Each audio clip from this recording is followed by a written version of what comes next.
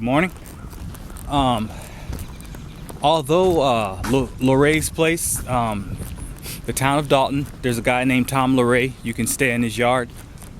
Although there's just kind of weird with him not having a restroom, it wasn't a bad experience. He's a good guy. He'll slack pack you for free if that's what you're into. He'll take you to a Chinese restaurant. But the thing is, in the same parking lot, there's a McDonald's. So you can do what I did while they're eating their buffet, which they say is mediocre, and they're still spending $14. You could be at McDonald's using their internet and eating a McDouble, whatever you want to do. It rained last night, it rained this morning, and it's still raining. It's about 6 o'clock right now. I'm packing a wet tent. If I wanted to wait till 9 o'clock for the laundromat to open, I could dry my tent, but what's the point? It's gonna rain forever. So I'm gonna do 20 miles today. I'm in Elmer's territory, the lady that said I can stop by her house. So this is what we're gonna do. I'm gonna do 20 miles to this shelter. I'm gonna call her house. She's old school, so she has an answer machine, and that is just, boy, I mean, you can't take care of business. It makes you wonder, how did we even survive with answer machine and beepers back in the day? But I'm gonna give her a call at the shelter.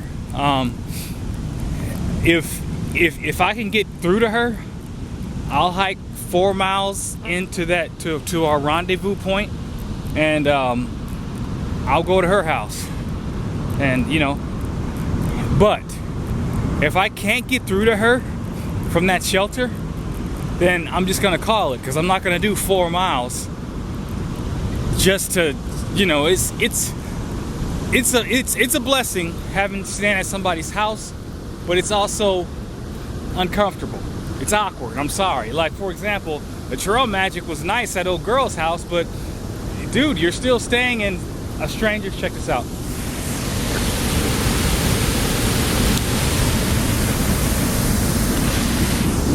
I mean, where I come from, you're still staying in a stranger's house.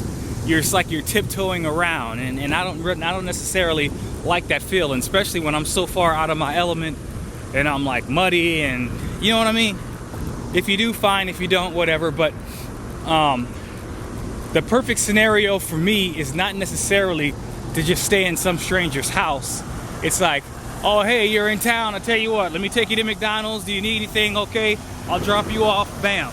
That way everybody's space is, everything is cool. But as much as I appreciate it, if I can't make this work on my own terms, then I'm just gonna let it go, because at the end of the day, no harm, no foul. She gave me her address. She was there to help out. I bowed out gracefully. Nobody's inconvenienced. It worked out fine. So 20, give her a call. If it works out fine, if it doesn't, I'll just do another 20. I'm not gonna do 4 miles into town and then just like vegetate in somebody's house because their kids are there. I mean, nobody knows me. You know what I'm saying? I spent the night at the shelter with this kind woman, and that's all we know about each other. So that's how I wish to approach that. I'll keep you posted. Right now, I'm going to go to a gas station and get some coffee, or some cocoa rather, and hike on out. As much as I like Massachusetts, I will say this, and I can't really blame the state, because it's just been raining every day, but it's like there's so many mud bogs. I don't see how people hike in shoes. It's like literally there's parts of the trail where you're just walking in ankle deep mud. I mean, it's just soaking your whole foot. This one girl said that the mud swallowed her foot a few times, and I'm like, swallowed her shoe. I'm like, I understand that. That's why I wear boots, and I don't get it. If you really, well,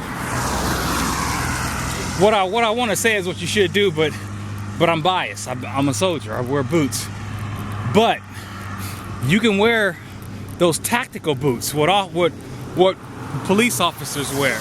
All right, they look like a boot, but they wear like a shoe, and at least you can ford streams and walk through bad terrain and walk over pointy things, and you don't got to worry about a stick going through your shoe, puncturing your mesh that's like plastic, and stabbing you in the foot, because I've seen that a million times.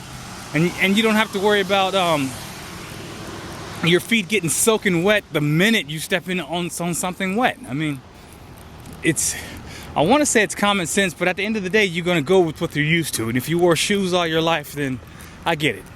All right, I'm babbling out here. And by the way, with all the coffee shops and everything here, I can't seem to find no decent internet. I'm still looking at 429 minutes to upload a video, no matter where I go. Old girl, her parents had internet, but it was the same thing. Maybe they don't do uploads, because it took like 1,000 minutes, they were saying, just to upload a video. So I don't know what's up with the internet in Massachusetts, but all we can do is wait till we find something out here. Looks like we ran out of hardball. We're going back into the woods. I'm like 22 miles away from the Vermont border, something like that, out here.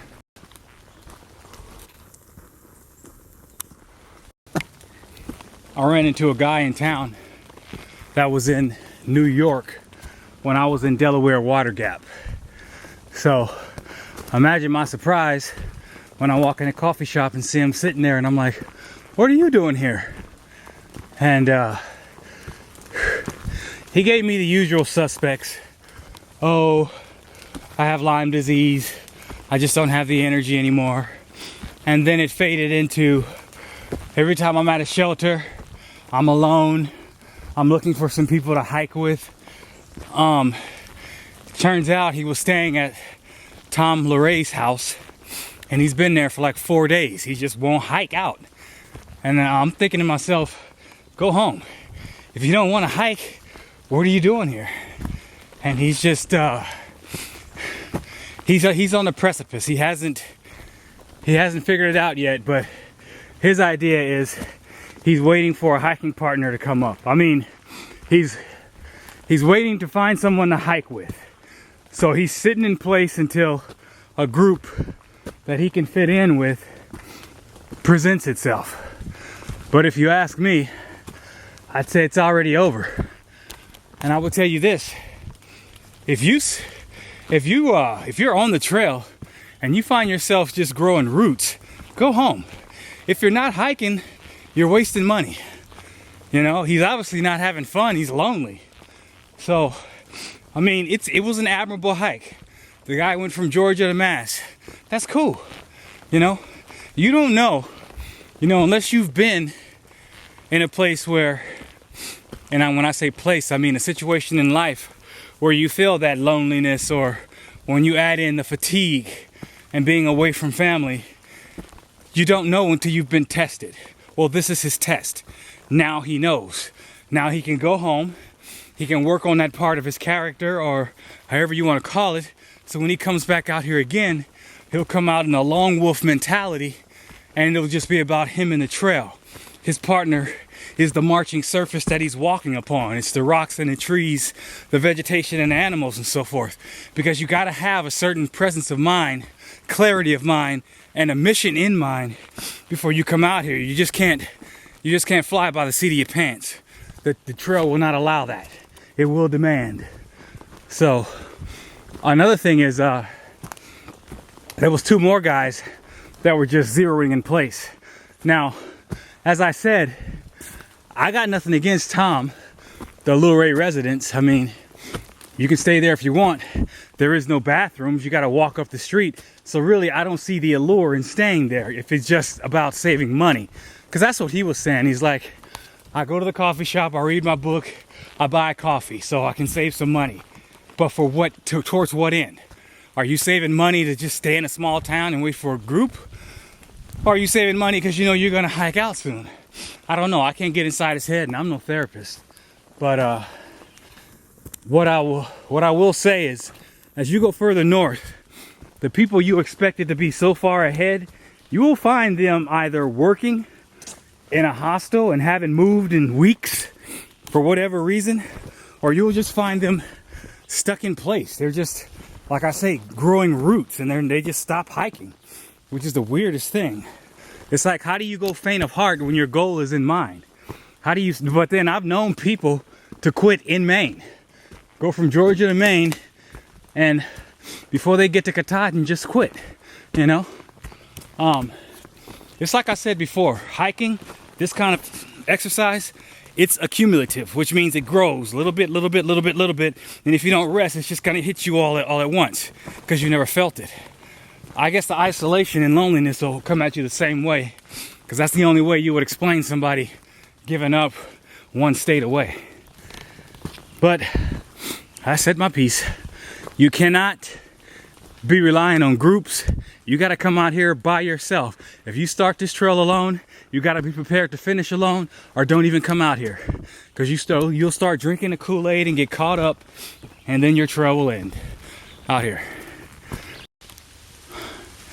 Yes, that's rain you hear. Gotta love it.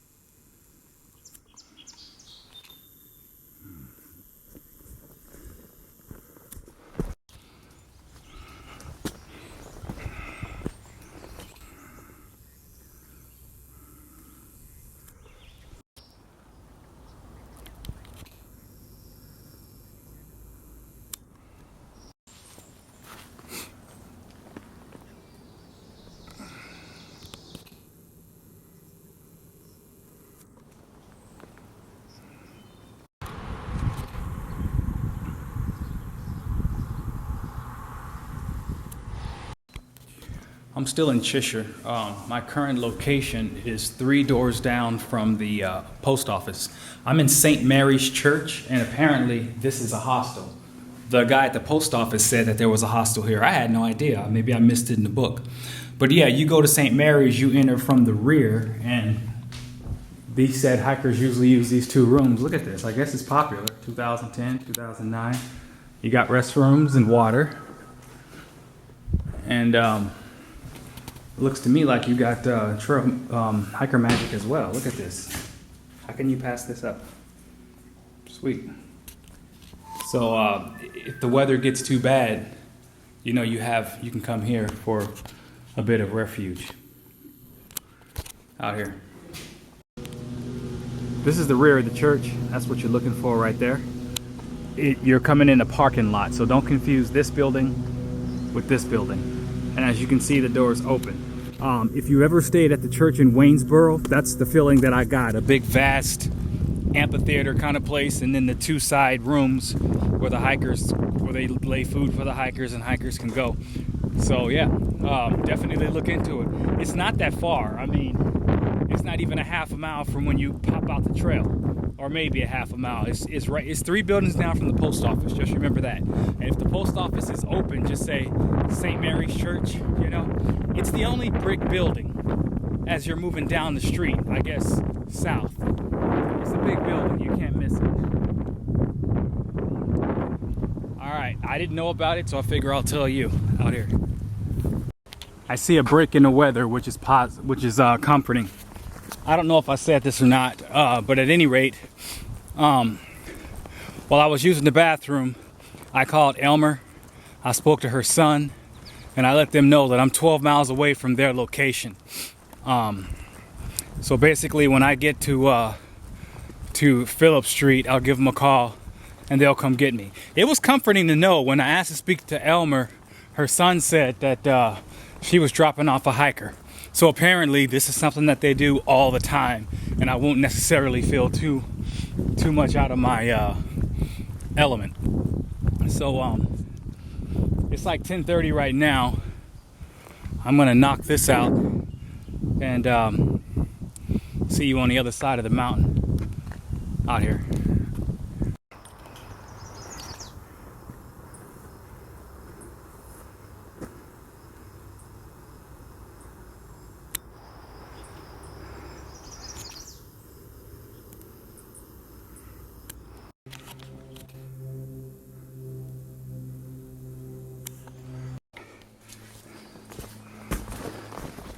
I love that play of light. This is why green's my favorite color. Well, green, orange, and gray to be specific. Why green, orange, and gray, you say? A few reasons, I suppose. Orange is my spirit, green is my soul, and gray is my mood. But to take that in the more tactical or tactile version, I mean, what is all this without the orange rays of the sun? What is life? What is the reflection? And what is it that can be, let me see, what vision can better exemplify life in all its splendor than green being reflected from everything around you? Now granted, yeah, you could say, but the ocean's blue. Say, so is the sky. I like green. I like green. It's my choice.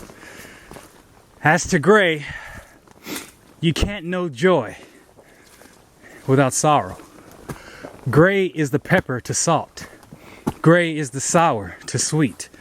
Without one, the other could not exist. And if you can say, yeah, but a world of peace, that's like bitter coffee, just black. There are people that like black coffee, but there are also people that like sweet. There will always be a yin and yang. So you're gonna need one. You're gonna have to covet one or appreciate one. I like gray because my life has been mostly gray than anything else. And it is because of the gray that I appreciate the yellows. I appreciate the joy around me. And that's why those are my colors out here. So when I was at the pond, we'll call it Grey Goose Pond because I'm not one for names, but anyway, at the pond, at that cabin, this one guy, I can't say I was hiking with him, but we've crossed paths enough where he felt comfortable enough to broach me with a question. And he's like, August, don't you feel any pain? And I took a moment to pause because number one, he didn't say this one-on-one. He was playing euchre under a crowded table or whatever thing. And he just put me right on the spot. I'm like on the side doing my thing. So I look up at him and I say, dude, I'm human. Of course I feel pain. What kind of question's that? And he kind of heard it and he didn't. And he was like, what did he say? And somebody said, he said he's human. And that was the end of that. I kind of walked away because, frankly, it was a stupid question. However, you should know that I've suffered everything on this trail during this hike that everyone else has that has used that reason as an excuse to get off the trail. You know, I've heard Lyme disease. That's just exhaustion. You're just tired. I fell and knocked my head open. Well, maybe not stitches, but I've fallen. I've sprained my wrist. I sprained my ankle. I've had like nerve damage on my feet where it just hurts to, hit these rocks in a certain way. I mean, you can't be out here for months and not experience something. And the longer you out here, the longer you experience multiple somethings. Okay? So, you tough through it. There's been times where I didn't tough through it, where I took that opportunity and I went home. Even just this morning, I told you the story of the guy that was lonely. So he's waiting in place, waiting for a group to come. I've been through all that. Okay? So I'm not superhuman, but I want you to know that there is no such thing as going through a hike unscathed. You're going to go through every single thing. And I'll tell you something else. If this is your first time, and even if you're using these videos to help you out, everything that I say, you're going to experience that much more intensely. You don't know the difference between a minor sprain and a broken ankle. You don't know the difference between Lyme disease and you just being tired, because I keep explaining, exercise is accumulative. You could go to bed strong and wake up like just zapped, because the mind is stronger than the body. You don't know these things, and so it's gonna totally throw you in another orbit, and you're gonna be confused, and your first impulse is gonna be go to the doctor, which via emergency room, which via is going to be like $600, $700 right out of your pocket, or just go home. Okay? Understand, I would never say they quit the trail. You don't quit the trail, you quit a job. The trail beats you down. The trail wears you out, and that's a difference. You yield, you tap out, okay? There is no loser on the trail. The trail is just the worthier adversary, you know? I mean, you can boo the gladiator that lost the match, but how many people has the courage to step in the ring in the first place? That's what I say. All right, so you're not a quitter. You're not a loser if you go home. And if you choose to cheat and yellow blaze and all that, it don't matter. You had the courage to come out here. That in and of itself requires respect. Period, paragraph. But all I'm saying is, if I'm making this look easy, that's my job. I'm the instructor. But at the end of the day, it's hard. I got pains. I told you about my shoulder. I told you about my back. That's why I switched out packs. And you're always learning. There's always things to learn. And right now, you know, I'm not going to say this isn't taking a toll on me, but I like it, you know, and I'm doing the things that I need to do with the insure and all that. And I'm making good time. I mean, 500 miles a month, that's not something that I would plan to do, and that's not something that I would aspire for. It just happens. And I got to tell you, I'm not going to say I hate the weather. We've come to terms. It can rain from here to Maine. It's okay, I understand. At some point, you just have to yield. You got to be like, all right, if you can't beat them, join them. Right now, I see a little blue sky. I'm going to go as far as I can, but you know, you just take it with a grain of salt, because if it's not rain, then it's 105 degrees weather, or it's cold, or it's this.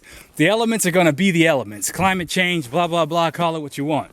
But if you're coming out here, you want a piece of nature, if that branch out there can handle it, I can handle it. You see what I'm saying? When you coming out here in the woods, you got to be as hard as the marching surface, as hard as the rocks that you're going to trip on. If that chipmunk is not complaining, then shut up and hike. If that bird ain't whining about the rain, then shut up and hike. That's just the way I see it. Maybe it's a soldier's interpretation, but there you have it. I'm babbling, so out here. I feel like I'm in Maine right now with these wooden planks.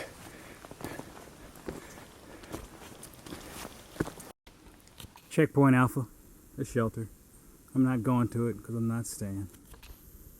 Onward ho. I was hopeful with the blue skies, but it's raining.